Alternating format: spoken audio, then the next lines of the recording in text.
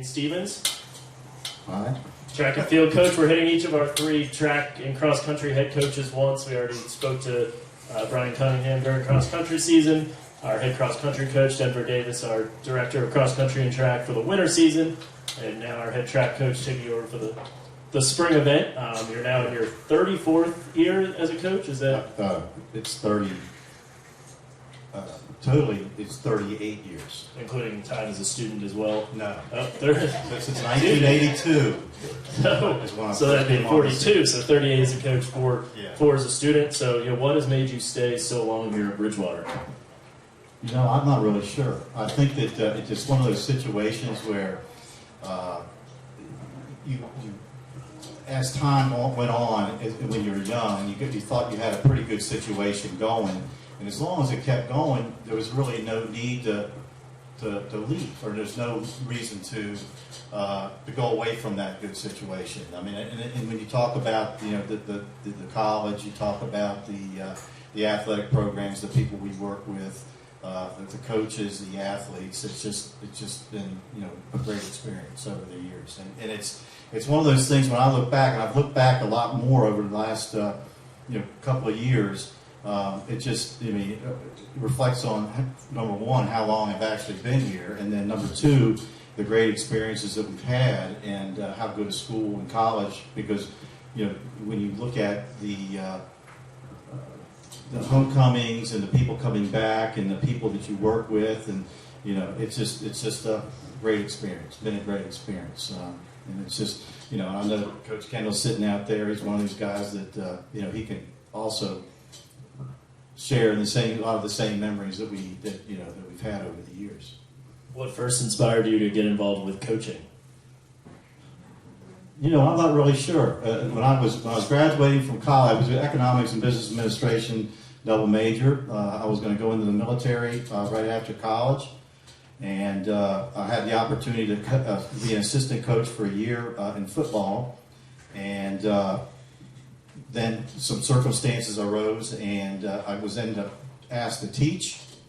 And during that period of time, a couple of things came up, and coaching jobs opened up, and somebody thought that I might do a good job in that particular realm, and so I took it. I talked to my father at the time, and asked him, "Hey, what should I do? You think I should go into the?" He said, "Hey, you got a good thing going on." And of course, the money's not everything, and that's one of the things that he, said as far as life is concerned. Your job, your vocation, what you do, being happy, being satisfied, those kinds of things like that trump anything else. And of course, I would have been probably retired by this point in time if I was and did go in the military. But who knows where I would have ended up? I probably would not have met my wife, and certainly things would have been a little bit different, but I wouldn't have changed anything. I heard the trivia question before while we were setting up that you've won an ODAC championship here at Bridgewater in the 80s, 90s, 2000s, and 2010s. You haven't won one yet in the 2020s, but you've got 2 pretty good track teams, so try to make it 5 decades winning a championship here. That's a sign. I mean, it's a great sign to be able to be in that, obviously in that position, but I mean, it's not something that you really want to brag about, because then it's kind of like, boy, you're old. That makes it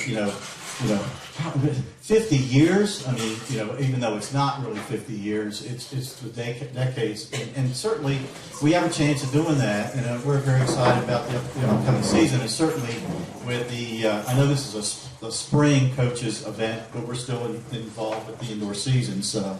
We still got about at least a month left with the indoor season before we start the outdoor season. So we're hoping we can do something with the girls and the guys. And you also teach math and computer science. You work with the Student Athlete Academic Success Program. How's that giving you a different outlook in working with our student athletes? Well, it's kind of like the old Division III, the way it used to be. And I think there's just a few of us left, where you coach and you teach, and where you're basically a lot of your schedule is you're teaching and then you coach as well. I know that over the years they've sort of gotten away from that, where you do predominantly most of your coaching, and then you do a little bit of teaching or doing some other type of auxiliary types of duties. But it's been good. It definitely keeps me busy throughout the course of a day. I'm fortunate that I have two offices, and one's over in McKinney Center, the other's over in Nininger Hall, and for the most part, I'm over in terms of being able to schedule from the math computer science department. They allow me to do things that take place mostly in the morning, and so I'm generally over in the morning in McKinney and over in Nininger Hall in the afternoons. So you clearly know this school so well. What do you look for in recruiting a student athlete to Bridgewater?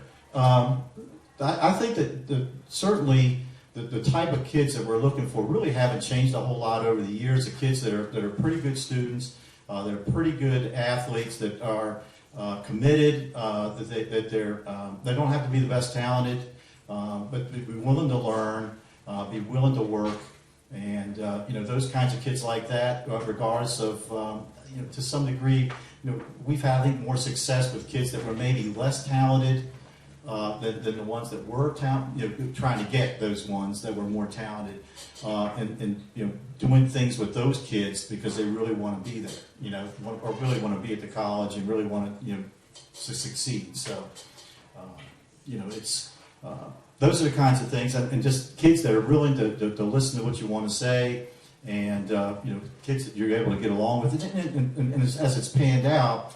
These are the kinds of kids too. Once they graduate, they get good jobs. They come back to school, and they have good memories of their being at school, and certainly it's a good experience for them. You mentioned that ostensibly you're here to talk about outdoor track, but you still have the indoor meet coming up down in Salem in 2 weeks. So with both of those championship seasons fast arriving, this year's roster, who are some of the key runners and field athletes, and just who are some of the people to watch, both on the ODAC level and national level? Okay, as far as as far as having a good team, you need to have depth, but you also need to have breadth. So in other words, it's not just how many people you have in a particular event, but you also have, because of the number of events that you have to have somebody good in that.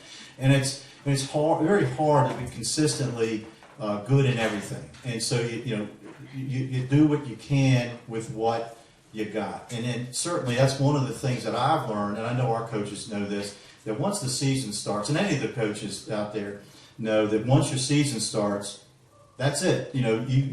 That's who you have for the rest of the season. So you make the best of what you got. And I think we've done a good job so far. And I think that one of the things that we do is we look ahead. We look ahead, see where we think we can go. But at the same time, our goal is from 1 week to the next, let's try to improve. Let's try to stay healthy. Of course, that's important too. Did we get anybody hurt? No. Well, that's good.